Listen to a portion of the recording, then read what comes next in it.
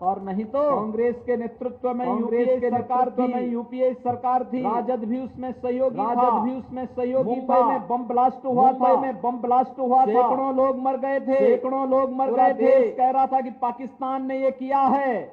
और जब देश की आवाज मिलाने के लिए कांग्रेस के उस समय के नेतृत्व से कहा गया तो कहते थे कि पाकिस्तान के पास एटम बम है।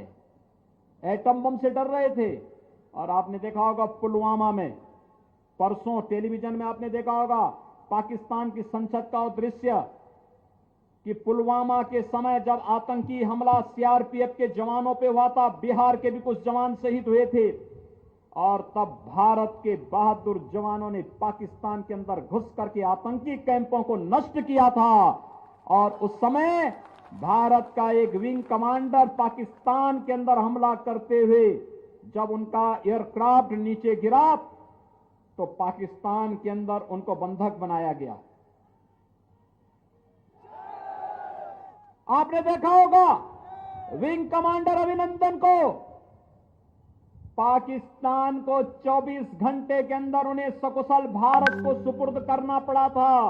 और पाकिस्तान की संसद का दृश्य भी आपने देखा होगा जब पाकिस्तान के अंदर कहा जा रहा था कि जब विंग कमांडर को वापस करने की बात आई, भारत ने वार्निंग दे दी थी कि अगर इस समय सीमा के अंदर हमारा विंग कमांडर वापस नहीं आया तो फिर पाकिस्तान इसके परिणाम भुगतने को तैयार रहे। तो आपने देखा होगा कि पाकिस्तान की संसद में ये बातें आ रही हैं कि वहां के प्रधानमंत्री को पसीना आ रहा था, वहां के आर्मी के चीफ को भी पसीना आ रहा था, उसके पैर कांप रहे थे कि कहीं भारत अभी हमला न कर दे।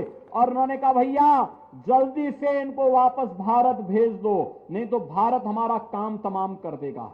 यह है भारत का शौर्य और पराक्रम।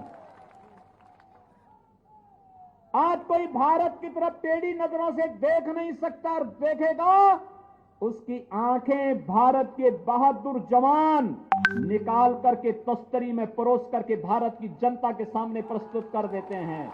यह है हमारा भारत। और नहीं तो इन्होंने भारत को, कांग्रेस ने, राजद ने तो भारत को भी मजबूर भारत कर दिया था। आज मोदी जी उसको मजबूत भारत बना दिए हैं। यहां गरीबों की भी सुनवाई होगी, उत्तर से लेकर दक्षिण तक, पूरब से पश्चिम तक। भारत के किसी नागरिक के साथ कोई भेदभाव नहीं, सुरक्षा सबको, सम्मान सबको, योजनाओं का लाभ सबको। लेकिन भारत की सुरक्षा के साथ, भारत की आन मान और शान के साथ अगर किसी ने खिलवाड़ करने का दुस्साहस किया तो उसका मुंहतोड़ जवाब देने का कार्य भी कोई करेगा तो भारत करेगा, भारत करेगा। अरे मोदी जी के नेतृत्व में आज भारत उन नई ऊंचाइयों को छूता हुआ दिखाई दे रहा है। इसलिए भाइयों बहनों, हमें एक मजबूत भारत के लिए एक समृद्ध बिहार चाहिए, एक सुरक्षित बिहार चाहिए। और उस समृद्ध बिहार और सुरक्षित बिहार को तभी हम बना पाएंगे जब बिहार के अंदर भी एनडीए की सरकार नीतीश कुमार जी के नेतृत्व में एक बार फिर से बने। और इसके लिए सुनील कुमार जी संसद में जाकर के मोदी जी को ताकत देंगे और धीरेन्द्र प्रताप सिंह यानी रिंकू सिंह बिहार विधानसभा में जाकर के एनडीए की सरकार को मजबूती देंगे। इन दोनों को विजयी बना करके वाल्मीकि नगर को फिर से हमें राम राज्य की उस अवधारणा को चरितार्थ करने के लिए आगे बढ़ाना होगा, जहां की धरती पर लव और कुश ने जन्म लेकर के भगवान राम के सपनों का राम राज्य बनाया था। और भाइयों बहनों, यही अपील करने के लिए आज मैं आपके बीच आया हूं। आप सबसे अपील, जदयू, भाजपा और सहयोगी दलों के हमारे जो भी प्रत्याशी इस जनपद में लड़ रहे हैं, उन सबको चुनाव चिन्ह पर, उनके चुनाव चिन्ह पर वोट दें। यहां पर दोनों का चुनाव चिन्ह तीर है। तीर, ये तीर ही कमल फूल के साथ जब मिलेगा तो नक्सलवाद और आतंकवाद का समाधान करेगा, समस्या का समाधान कर देगा। इस हिस्से में विजयी बनाने की अपील करने के लिए आज मैं विशेष रूप से आपके बीच आया हूं।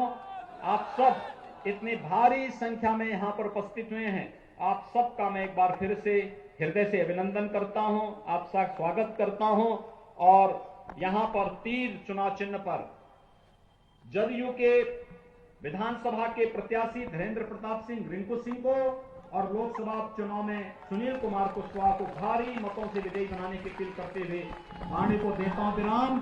जय जय श्री राम, जय जय श्री राम, जय जय श्री राम।